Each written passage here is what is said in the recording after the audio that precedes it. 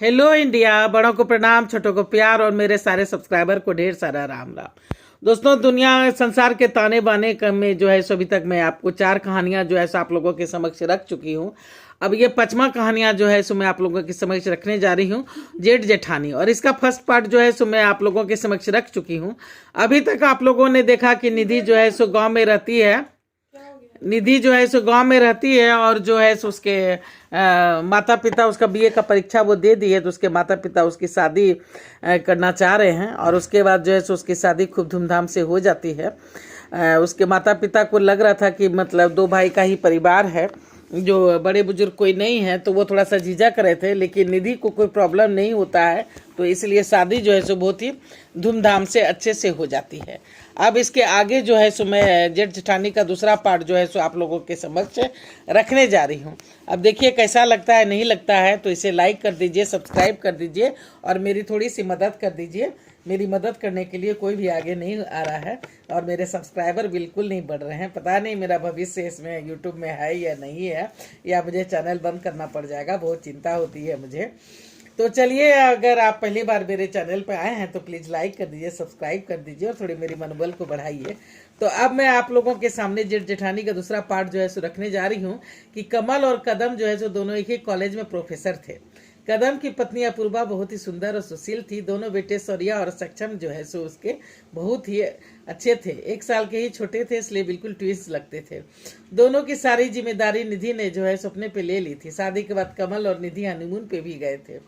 दोनों बहुत खुश थी। समय धीरे धीरे बीतता जा रहा था। पूरा परिवार सदा साथ रहता, हमेशा घूमता फिरता और घर जो है सो हमेशा खुशियों और कहकहों से गूंजता रहता। कौशल और देवयानी भी निधि की खुशी देख करके फूले नहीं समाते। कदम भी अक्सर कौशल के घर आते जाते रहते। निधि के माता पिता को जो डर था कि घर में अभिभावक नहीं है, गार्जियन नहीं है, वो जो है सो अब जाता रहा था। दोनों भाइयों में 7 साल का अंतर था। लेकिन निधि जो है सो, निधि के जेठ जेठानी जो है सो अपने आप को जो है सो लोग का बिल्कुल माता पिता ही समझते थे, बिल्कुल गार्जियन के जैसा ही ट्रीट करते थे। समय का काम था निरंतर चलते जाना, वो चलता जा रहा था। देखते देखते शादी के 5 साल बीत गए थे। शुरू शुरू में परिवार वाले सोच रहे थे कि शायद अभी निधि और कमल जो है सो बच्चा नहीं चाहते हैं, इसलिए परहेज कर रहे हो। पर जब 7 साल बीत जाने के बाद जब खुशियों ने दस्तक दी थी और निधि माँ बनने वाली थी, तो सभी उससे जो है सो हाथों हाथ ले रहे थे। घर जो है सो खुशियों से गूंज उठा था। फिर वो दिन भी आ गया था जब निधि ने एक सुंदर से बेटे को जन्म दिया था। घर में खुशियां दौड़ गई थी। अस्पताल में निधि के माता पिता और जेठानी थे। दोनों भाई कॉलेज गए थे। कमल ने अपने लेक्चर खत्म किए, मिठाइयां खरीदी और तेजी से अस्पताल की ओर लपका। पता नहीं मुकद्दर को क्या मंजूर था, वो कहीं और खोया था, उसका ध्यान कहीं और था या कुछ और। मौत के दूत आए थे और एक्सीडेंट का रूप धर के जो है सो उसे साथ ले गए थे। सड़कों पे मिठाइयां बिखरी पड़ी थी, काफी भीड़ जमा हो गई थी। जब तक पुलिस आती उसके पहले ही कमल का भाई कदम आ गया था।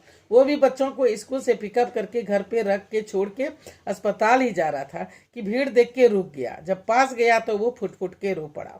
सभी समझ गए थे कि ये इनका रिश्तेदार है। सारी खुशियां जो है सो वो मातम में बदल गई थी।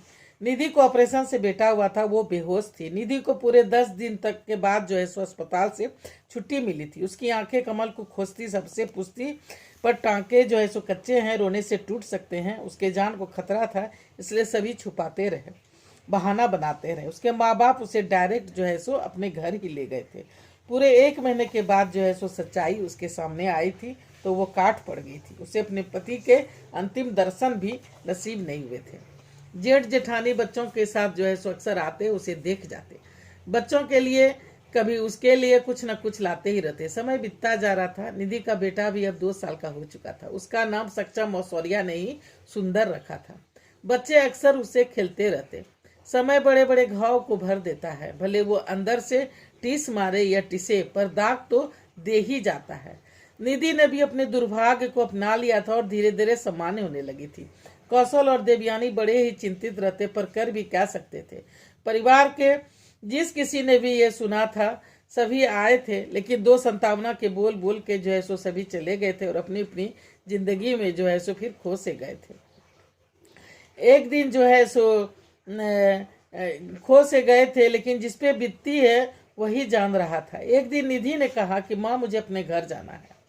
अपने घर? क्या ये तेरा घर नहीं है? है माँ, पर अब जाने का मन हो रहा है। ठीक है, तुम्हारे जेठ जी को खबर कर देते हैं। 1 सप्ताह के बाद ही निधि जो है सो अपने ससुराल आ गई थी। थोड़ा सा जगह बदलने से या अपने ससुराल आ जाने से उसे थोड़ी राहत मिली थी। यहाँ चप्पे चप्पे पे कमल की यादें अंकित थी। वो उसकी यादों में खोई रहती। बच्चे स्कूल चले जाते। अपूर्वा जो है सो सुंदर का पूरा ध्यान रखती। उसके घर के सामने ही रोड के दूसरी तरफ सिंटू और मिंटू जी रहते थे। दोनों अक्सर घर आते जाते। चाचा चाची भी अच्छे थे। वैसे तो सारे पड़ोसी अच्छे थे, मिलजुल के रहते थे, बिल्कुल परिवार की तरह ही।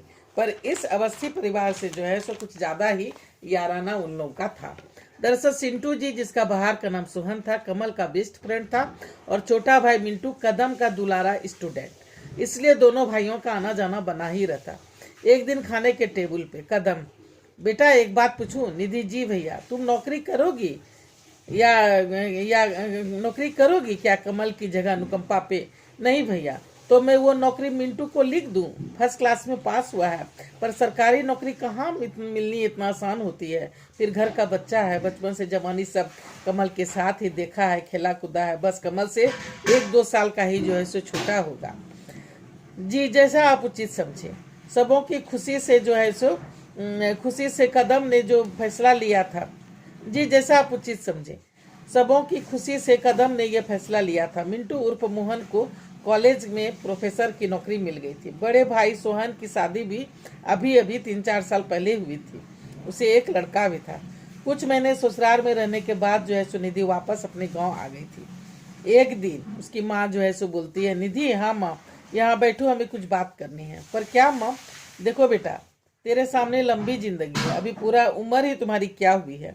कदम बाबू चाहते थे खुद से बात करना, पर उनकी हिम्मत नहीं हुई, इसलिए वो तुमसे बात नहीं कर पाए। कमल जी हमारे दिल में है बेटा, और वो हमेशा हमारे पास रहेंगे सुंदर के रूप में। पर तुम्हें जो है सो अपनी जिंदगी में आगे बढ़ना चाहिए। आगे जो है सो तुम्हारी काफी लंबी जिंदगी है, वो कैसे कटेगी? आज हम लोग हैं, कल हम लोग नहीं रहेंगे, तो तुम्हारा क्या होगा? इसलिए हम लोगों ने जो है सो फैसला लिया है कि मोहन को तुम्हारे रूप में चुना है। वो तुम्हारे हम उम्र भी है, जो है सो कुछ ही बड़ा होगा तुमसे, तुम्हारे हम उम्र ही है, तो तुम्हें कोई प्रॉब्लम तो नहीं है। उसे कोई प्रॉब्लम नहीं है तुम्हें अपनाने में। पर माँ, मैं एक विधवा हूँ, एक बच्चे की माँ, और वो कुमारा लड़का। उसे एक से एक अच्छी लड़की मिल जाएगी, फिर मैं क्यों? नौकरी लिख दी तो इसका यह मतलब थोड़ी है कि जबरदस्ती उन्हें हमसे शादी करनी होगी। अरे बेटा सुनो तो। सभी समझा समझा के थक गए थे। एक दिन सिंटू मिंटू के माता पिता जो है सो आ पहुंचे। थोड़ी देर गपशप और चाय नाश्ता के बाद सुमित्रा देवी जो है सो वो निधि के कमरे में गई। निधि जी, चाची अब चलेंगे बेटा, तुम्हें देखने की इच्छा हो रही थी इसलिए चले आए। जी चाची, बैठो ना, कुछ बातें करनी है। जी देखो, बुरा मत मानो, तुम शादी के लिए हाँ कर दो। किस जमाने में जी रही हो? अब ये सब कोई मायने नहीं रखता। और एक राज की बताऊं, किसी को नहीं पता, मैं भी एक विधवा थी। सोहन पेट में था, तभी उसके पिताजी चल बसे। मुझे मेरे ससुराल वाले ने मायके में ला पटका। काफी दुख भोगे। माँ बाप थे नहीं, चले गए थे। भैया भाभी की चाकरी और सेवा में दिन कटते थे। गाली गलौज ही घना बन गया था। उसी समय सोहन के पिताजी शिक्षक बन के हमारे गाँव के स्कूल में आए थे। उनकी एक बूढ़ी माँ थी, जो कि जवानी में विधवा हो गई थी, और बिना किसी सहारे के ही उन्होंने बहुत मेहनत मुशक्कत करके बेटे को पढ़ा के शिक्षक बनाया था। उन दोनों का हृदय द्रवित हो उठा मेरी हालत देख के, और मुझे विवाह करके ले गए। पूरा गांव विधवा की शादी का विरोध कर रहा था, पर उस वक्त भैया भाभी ने साथ दिया था। शायद मेरा बोझ जो है सो जिंदगी भर नहीं ढोना पड़े, इसकी खुशी हो, मेरे बोझ उतरने की खुशी हो, या जो कुछ भी हो, लेकिन उन्होंने साथ दिया था। तो बेटा, हमारे घर की ये प्रथा रही है कि हम इंसान देखते हैं, उसके गुण देखते हैं, समय की मार नहीं। चाची, निधि उसके हृदय से लग के फुट फुट के रो पड़ी। तू खुश रह, तेरी खुशी में ही हमारी खुशी है। मोहन कमल के जगह पे ही काम पे लगा है, मानती हूँ। वो सक्षम है अपने बलबूते पे काम लेने में। भले कुछ वक्त लग जाता, पर ये सारी चीजें हम तीनों परिवार की सहमति से हुई है। तुम शादी के लिए मान जाओ। निधि को कुछ कहते न बना, बातें आई गई हो गई, पर धीरे धीरे सब समान होता जा रहा था। मिंटू ने ही पहल की थी। फोन पे कभी कभी बातें होती, कभी घर आ जाता, कभी निधि को कहीं घुमा लाता। फिर कुछ महीने के बाद ही जो है सो धूमधाम से जेठ जेठानी ने अपने ही घर से निधि की शादी जो है सो एक बेटी की तरफ जो है सो कर दी थी। विदाई के वक्त निधि को कहा ये रखो बेटा, ये तुम्हारा हक है। कमल और सुंदर का आधा हिस्सा। आज से तुम्हारा 2 नहीं 3 घर है। कभी भी लगे कि तुम्हें समझौता करना पड़ रहा है या मान सम्मान में कोई कमी आ रही है, तो मेरे घर का दरवाजा तुम्हारे लिए सदा खुला है और खुला ही रहेगा। ये घर तुम्हारा भी है। तभी सुमित्रा देवी बोल पड़ी, वो मनहूस घड़ी कभी नहीं आएगी बेटा, निधि अपने ही घर जा रही है। वो मनहूस घड़ी कभी नहीं आएगी बेटा, निधि अपने ही घर जा रही है। निधि के माता पिता फूले नहीं समा रहे थे। अब उसे निधि की कोई चिंता नहीं बची थी। दोनों घर सड़क के इस पार और उस पार ही थे, इसलिए सुंदर की परवरिश बड़े ही आराम से हो रही थी। तीनों भाई पहले की तरह ही इकट्ठे स्कूल आते जाते और खेलते कूदते। तो दोस्तों, ये थी मेरी जेठ जेठानी का दूसरा पार्ट, और मैंने संसार के ताने बाने की 5वीं कहानियां भी जो है सो खत्म कर दी है। अब आगे की कहानियां फिर मैं आप लोगों के समक्ष रखूंगी।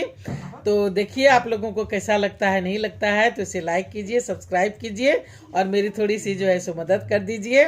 अब मैं अपनी वाणी को यहीं पे विराम देना चाहती हूँ। जय भोलेनाथ, हर हर महादेव।